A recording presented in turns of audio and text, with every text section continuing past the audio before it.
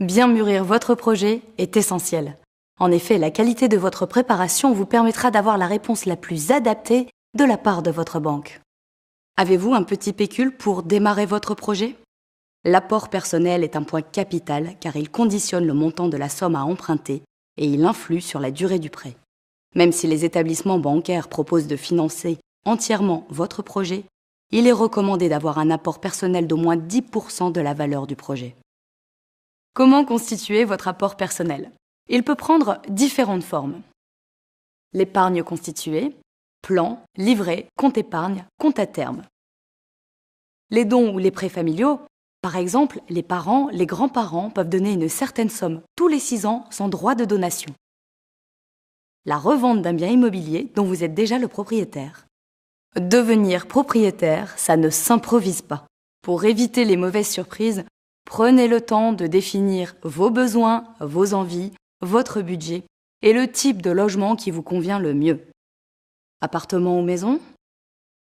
Avec ou sans jardin ? En ville ou à la campagne ? Déterminez votre budget. Évaluez la somme que vous pouvez consacrer chaque mois au remboursement d'un prêt immobilier. Comme un prêt s'échelonne en général sur plusieurs années, prenez en compte les autres événements à venir. La naissance des enfants, leurs études. De plus, en tant que propriétaire, vous aurez des dépenses à anticiper, comme la taxe foncière, les dépenses de chauffage et d'entretien pour les maisons individuelles et les charges de copropriété si vous êtes en appartement. Signez l'acte de vente. La signature se passe chez un notaire qui aura pris le soin de vérifier la régularité de la transaction. À ce moment-là, vous payez le solde du prix ainsi que les frais de notaire. N'avons-nous rien oublié ? La constitution de votre dossier de prêt, bien sûr. Lorsque vous aurez eu le coup de cœur et avant la signature de l'acte de vente chez le notaire, vous allez signer avec le vendeur un avant-contrat qui engage les deux parties vers la transaction. Vous devrez alors monter le financement de votre projet. Lors de la demande de prêt, vous allez constituer un dossier qui permettra à la banque d'affiner sa proposition. Elle analysera votre projet, compromis, plan, devis, votre situation personnelle, état civil, situation familiale, vos ressources et vos charges, dernier avis d'apposition, feuille de salaire. Votre banque pourra alors vous faire une offre de prêt. Dans le cadre de votre achat, il existe depuis quelques années des diagnostics qui consistent en une information obligatoire établie par des professionnels. Lorsque vous visitez un bien, il y a ce qui saute aux yeux. Son état, sa situation, son exposition. Mais il y a aussi tout ce que vous ne voyez pas. Une charpente infestée de termites ou des peintures qui contiennent du plomb, par exemple. Un dossier de diagnostic technique, dit DDT, vous est communiqué lors de la signature de la promesse de vente. Le nombre de diagnostics figurant dans le DDT dépend de plusieurs critères comme la nature du bien, sa date de construction et sa localisation. Le résultat du diagnostic n'oblige pas le vendeur à effectuer les travaux ni à en supporter le coût, sauf pour ce qui concerne le plomb. Toutefois, si vous envisagez des travaux suite à ce diagnostic, il est important d'en intégrer le montant dans votre plan de financement. Vous pouvez prétendre à plusieurs prêts aidés. Un prêt peut en cacher un autre. Aussi, il est important de bien les connaître pour optimiser le financement de votre projet. Chacun a ses avantages. Encore faut-il reconstituer astucieusement le puzzle. Très peu onéreux, le 1% patronal. Consenti avec l'accord de votre employeur, il bénéficie d'un taux particulièrement bas, sans prise de garantie. L'épargne logement pour les projets anticipés. Si vous disposez d'un compte épargne logement CEL ou un plan d'épargne logement PEL, vous pouvez bénéficier de prêts. Les montants maxima accordés varient suivant qu'il s'agisse du CEL ou du PEL selon les droits acquis. Rapprochez-vous de votre conseiller sur ce point. Les droits à prêt sont transmissibles en famille et peuvent ainsi permettre à des parents, voire des grands-parents, d'aider leurs enfants ou petits-enfants à acquérir leur résidence. Autre solution de financement, les prêts réglementés. Ils donnent accès à des avantages spécifiques comme l'APL, la réduction sur les taxes locales ou la minoration de certains frais, par exemple garantie, frais de dossier. Vous y aurez droit car vous investissez dans votre résidence principale sous réserve que vous respectiez certains plafonds de revenus définis par la loi. Si vous ne pouvez pas obtenir un prêt réglementé, un prêt bancaire classique pourrait vous permettre de financer votre projet. Le prêt bancaire classique pourrait financer tout ou partie de votre projet. Sans limite légale de montant ni durée de remboursement imposée, il est le crédit immobilier qui s'adapte parfaitement à votre projet. Vous avez généralement le choix entre 2 formules de taux. Chaque formule présente des avantages et des inconvénients à sous-peser avec soin en fonction de sa situation personnelle. Le prêt à taux fixe, plus de sécurité à un coût plus élevé. Fixé lors de la signature du contrat, il ne variera pas, quelle que soit l'évolution du marché. Vous connaissez ainsi, dès le départ, le coût total du crédit. Cependant, vous ne pouvez pas profiter des éventuelles baisses de taux. Vous risquez donc de payer des intérêts plus élevés par rapport au marché. L'alternative, le prêt à taux révisable. Plus avantageux, mais plus risqué. Son taux est révisé chaque année en fonction d'un indice, l'Euribor. Le taux de départ est plus avantageux. Toutefois, en cas de hausse de taux, le coût de votre crédit augmentera d'autant. Pour se protéger, mieux vaut parfois opter pour un prêt dit capé.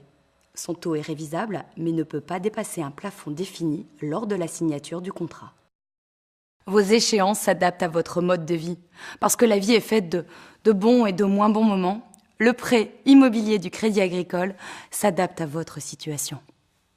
Différentes options incluses dans votre contrat de prêt vous permettent une vraie souplesse. Vos revenus évoluent? Il est normal que les remboursements de votre prêt aussi. Une fois par an, vous pouvez modifier le montant de vos mensualités à la hausse comme à la baisse jusqu'à 30%. Vous pouvez également chaque année faire une pause d'une mensualité ou en doubler une. Enfin, vous pouvez suspendre vos mensualités jusqu'à 6 mois maximum. Vous pilotez donc vous-même vos remboursements. Derniers éléments de votre plan de financement. L'assurance décès et invalidité, l'assurance chômage et les garanties. L'assurance décès invalidité, ADI, est incontournable. Elle vous protège en cas de maladie, accident ou invalidité. Attention, tous les assureurs ne proposent pas les mêmes conditions d'ADI. Certaines peuvent sembler financièrement très attractives, mais de nombreuses garanties sont exclues. L'assurance chômage, une assurance facultative, mais pourtant bien utile. Les garanties, hypothèque ou caution. La garantie peut prendre la forme d'un privilège du prêteur de deniers dans certains cas, d'une hypothèque, notamment dans le neuf, ou d'une caution mutuelle consentie par un organisme spécialisé, dans l'ancien comme dans le neuf. À l'issue de ces étapes, êtes-vous vraiment prêt? Avant de lancer votre projet, de nombreux autres éléments sont bons à savoir. En effet, ils pourront vous servir au cours de vos démarches ou parfois en anticipation de dépenses futures. Il est indispensable d'assurer votre bien au plus tôt dans le cadre de la réalisation de votre projet. Le notaire vous demandera, lors de la signature de l'acte, une attestation d'assurance. Bien entendu, le Crédit Agricole vous propose des formules adaptées à vos besoins et vous accompagne au quotidien. La formule la plus connue et la plus pratiquée est celle du rééquipement à neuf qui, en cas de sinistre, vous garantit la reconstruction de votre cadre de vie à l'identique. Enfin, pour vos biens les plus précieux, ayez le réflexe télésurveillance. C'est la solution la plus adaptée. Bien plus efficace qu'une alarme seule, elle fonctionne 7 jours sur 7 et limite le risque d'être cambriolé. Vous réduisez ainsi les effractions à de simples tentatives. N'oubliez pas également le diagnostic performance énergétique de votre futur logement. Dans le cadre de la loi Grenelle II, l'étiquette énergie devient obligatoire pour la mise en vente et la location de logements neufs ou anciens. L'objectif est d'améliorer l'information liée à la qualité énergétique des biens immobiliers et d'inciter les propriétaires et bailleurs à réaliser des travaux de rénovation en faveur d'un habitat durable, plus économe en énergie et davantage respectueux de son environnement. L'étiquetage s'appuie sur le diagnostic de performance énergétique ou DPE, obligatoirement réalisé par un professionnel certifié lors d'une vente ou d'une location. Le DPE établit un bilan des consommations énergétiques et de leurs coûts, ainsi que des pistes d'action pour faire des économies. Quelques questions trottent encore dans votre tête? Par exemple, comment se déroule le déblocage de votre financement? Selon les cas, votre banquier vous remettra un chèque de banque à transmettre au notaire lors de la signature de l'acte de vente. Ou plus généralement, il lui adressera les fonds directement par virement. Vous ressortez de chez le notaire avec vos clés. Il ne vous reste plus qu'à emménager. Vous avez désormais toutes les cartes en main pour mener à bien votre projet. Votre conseiller Crédit Agricole se tient à votre disposition pour répondre à toutes vos questions. Je vous invite également à découvrir les conseils et solutions du Crédit Agricole et à effectuer une simulation de votre projet.